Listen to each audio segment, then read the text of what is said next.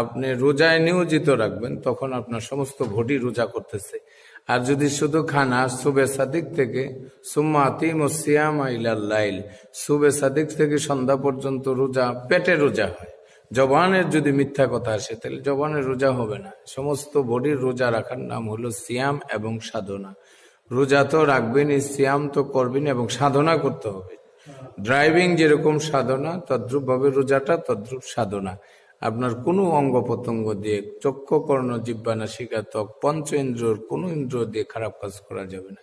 এই জন্য আল্লাহর নিজে বলছেন, আসসামু লি ওয়ানা আজিজি বিহি, আল্লাহ খায় না, ঘুমায় না, নিদ্রা যায় না, তন্দ্রায় ধরে না।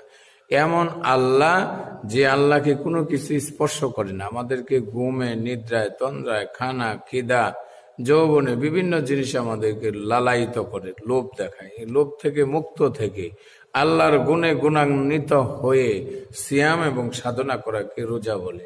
আর এই জন্য আল্লাহ বলছেন, নামাজের বদলা ফেরেশতারা দেয়, অন্য অন্য সমস্ত কিছুর বদলা